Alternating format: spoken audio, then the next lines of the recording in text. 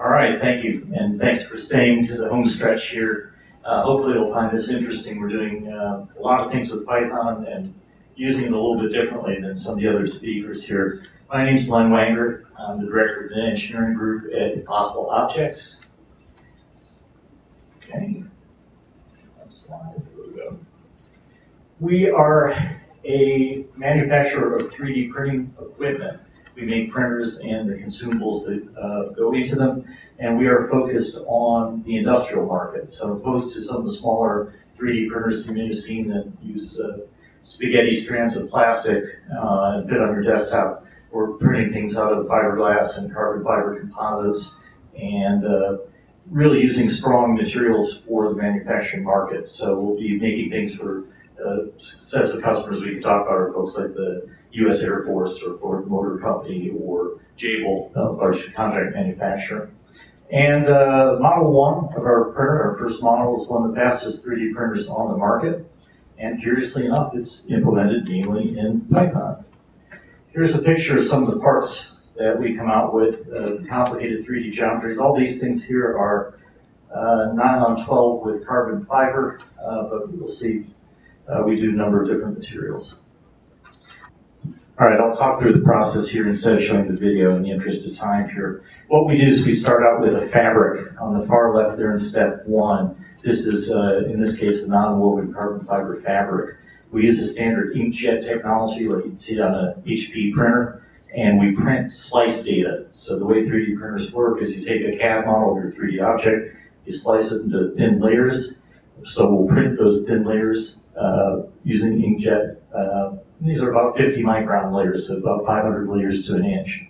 We then dust it with a thermoplastic powder, nylon 12, PEEK, TPU, things like that, and vacuum off the excess powder. I'll use a very highly technical analogy to how this works. When you're in kindergarten, you may have made a card for your mom for Valentine's Day by taking glue, squirting it on paper, dumping glitter on it, and turning it over. The glitter falls off where there's no glue.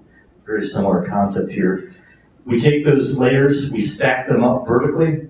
We use registration pins, very similar technique to offset printing to register those vertical layers. Put it into a heated press, which consolidates the whole bit, and then finally clean out the matrix to leave the part left over. The far left is our printer. We then go into a industrial 20-ton press to consolidate it and finally clean it off with the process that's similar to sandblasting. Okay, show the video. So, wait a minute. Python's slow. How can you be doing one of the fastest 3D printers in the world with Python? Well, we all know why Python here. Since we're short on time, I'll blow through this. But lots of people use Python, batteries included, all the regular things you talk about. And, it is useful to talk about that what the previous speaker mentioned, that because a lot of people are trained up in it now, you can find people to work on it, which is an important factor. Well, why not Python? That's probably the more interesting question. If you're doing real-time control of hardware, Python's not good at real time. If you're trying to count ticks of an encoder going back and forth at lots of hertz here, and it stops to garbage collect, this is not good. Also, when you go into C, it becomes a black box, so it's a little hard to debug, and as I mentioned before, it's slow. Well, the real question is not why Python, it's where Python and how Python. So the answer is it's great blueware for the high-level pieces here.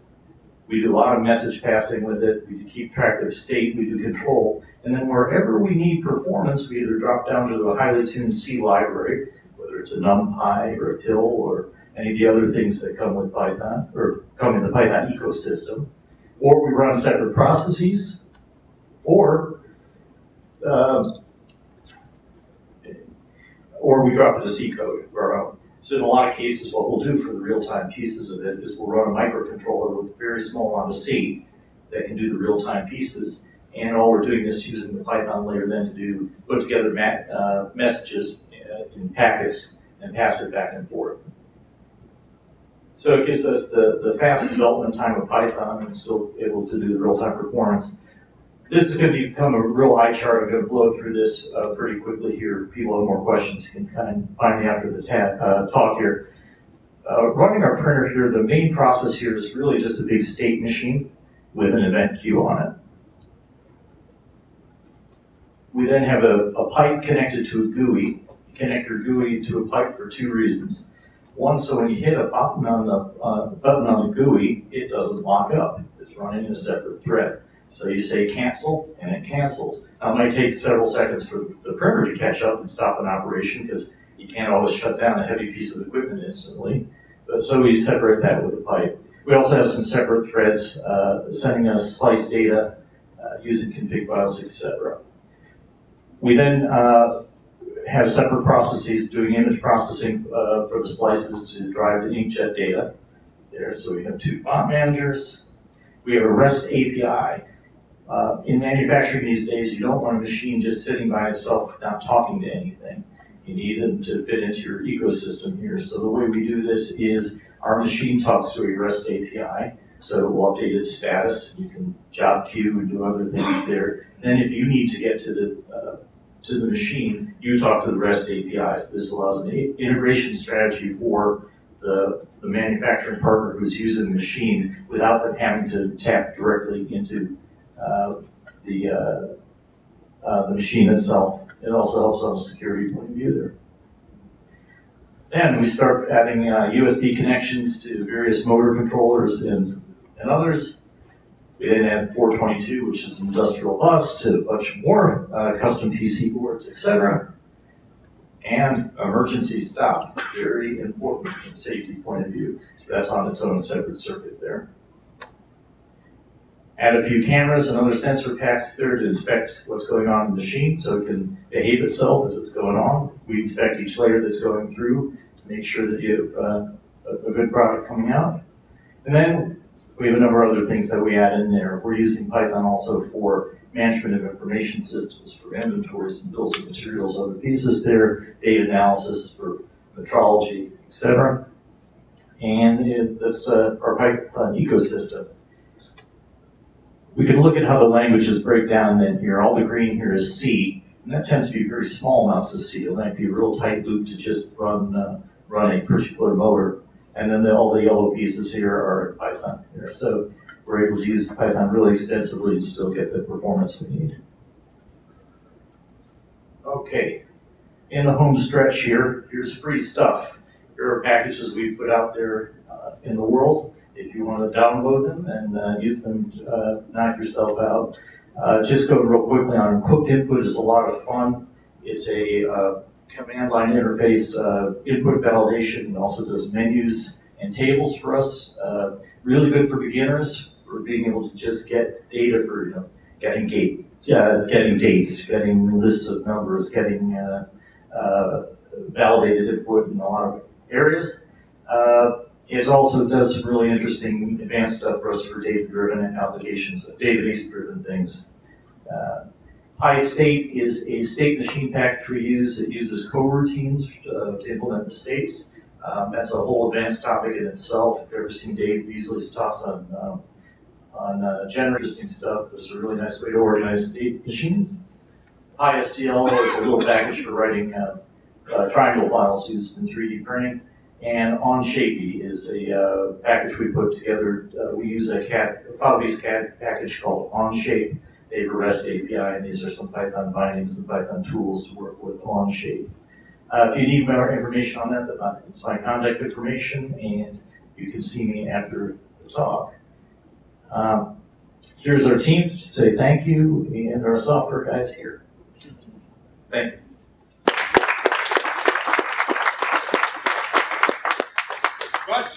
Questions, right here.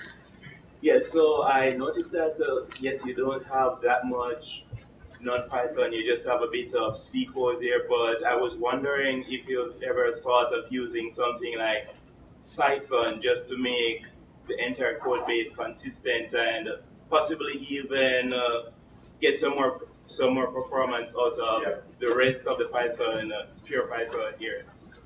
We certainly have looked at that.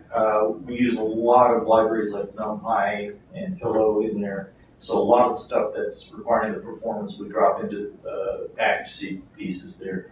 We've looked at optimizing in a bunch of ways. We don't have any layers that are in the pure Python that have big performance issues where we've had to go to something like a Python, and where we've had to drop into do custom C. It's generally running on a microcontroller where we don't want to run a full Python stack there.